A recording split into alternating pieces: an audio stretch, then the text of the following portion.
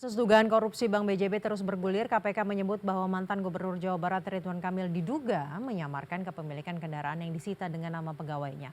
Lalu bagaimana perkembangan kasus tersebut sejauh ini? Sudah bergabung bersama kami juru bicara KPK Budi Prasetyo. Selamat malam Pak Budi.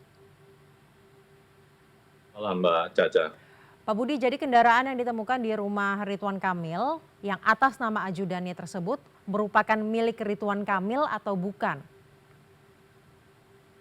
Baik Mbak Caca, dalam perkara ini KPK benar telah melakukan penyitaan dari beberapa aset, baik tanah dan bangunan maupun kendaraan yang tadi Mbak Caca sebut.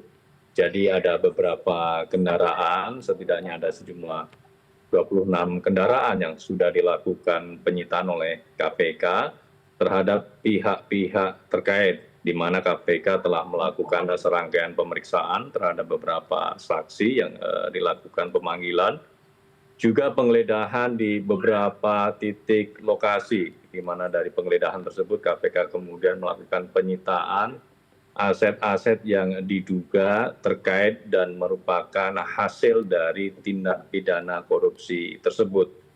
Nantinya tentu penyidik akan mengcek, mengklarifikasi terhadap saksi-saksi yang nanti kemudian dipanggil terkait dengan bagaimana aset-aset tersebut diperoleh, kemudian bagaimana aset-aset tersebut diatasnamakan, begitu Mbak Caca.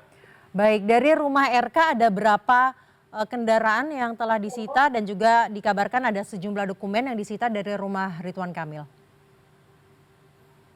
Benar, dari rumah yang bersangkutan dilakukan beberapa penyitaan termasuk kendaraan, dan juga kendaraan ini dilakukan penyitaan di tempat-tempat lainnya yang memang diduga terkait dengan perkara ini. Dan sebagian dari aset-aset tersebut juga sudah diamankan di rubasan KPK. Tentu penyitaan aset ini tidak hanya sebagai pembuktian Mbak Caca dalam penyidikan perkara ini, namun juga sebagai langkah awal KPK dalam optimalisasi aset recovery, sehingga pemulihan keuangan negara nantinya bisa lebih optimal. Nah, sejumlah dokumen dan juga kendaraan yang telah disita ini kan tadi dikatakan memang terkait dengan kasus atau perkara yang sedang diusut oleh KPK dan juga ada hubungannya ataupun hasil dari tindak pidana. Keterkaitan aset-aset tersebut terhadap perkara seperti apa, khususnya yang disita di rumah Ridwan Kamil, dokumen dan juga kendaraan, hubungannya bagaimana dengan perkara tersebut? Ya Mbak Caca, secara detail memang kami belum bisa menyampaikan terkait dengan konstruksi perkara ini secara utuh. Namun demikian kami sampaikan secara umum bahwa dugaan tindak pidana korupsi di BJB ini terkait dengan pengadaan belanja iklan, di mana dalam belanja iklan tersebut ada perbedaan antara anggaran yang disiapkan dan digelontorkan dengan anggaran ataupun uang yang diterima oleh pihak penyedia barang dan jasa, di mana selisihnya tersebut kemudian masuk ke dalam dana non-budgeter. Nah, dana non-budgeter inilah kemudian yang didalami oleh KPK, bagaimana keabsahan regulasi payung hukumnya terkait dengan pengelolaan dana non-budgeter ini, termasuk dana non-budgeter ini diperuntukkan untuk apa saja, untuk siapa saja, apakah kemudian betul ada aliran kepada pihak-pihak penyelenggara negara. Semuanya didalami dari beberapa saksi yang dipanggil oleh KPK. Termasuk jika ada aset-aset yang kemudian dilakukan penyitaan oleh KPK, ada dugaan bahwa aset tersebut diperoleh dari hasil tindak pidana korupsi tersebut. Begitu dugaannya Mbak Caca. Kemudian aset yang disita dari rumah Ridwan Kamil ini belum bisa dipastikan milik Ridwan Kamil atau belum? Bukan? Itu yang nanti akan kami konfirmasi Mbak Caca. Yang pasti adalah aset-aset yang disita oleh KPK, dugaan penyidik adalah terkait dengan dugaan tindak pidana korupsi ini.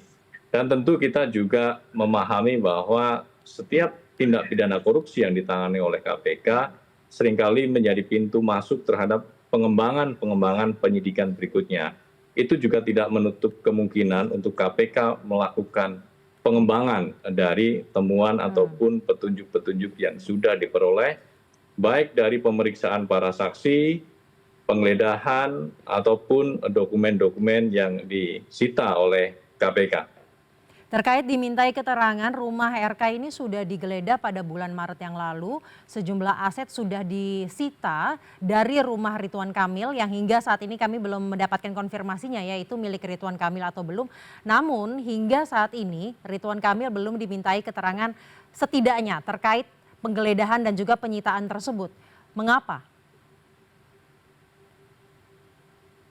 Sejauh ini penyidik masih secara paralel ya melakukan pemeriksaan dari para saksi baik di pihak BJB ataupun pihak swasta sebagai penyedia dari belanja iklan tersebut. Tentu nantinya semua pihak yang diduga memahami akan dipanggil oleh penyidik guna dimintai keterangan yang dibutuhkan. Sehingga informasi ataupun keterangan yang dibutuhkan oleh penyidik untuk membuat terang perkara ini menjadi terpenuhi dari pemeriksaan para saksi.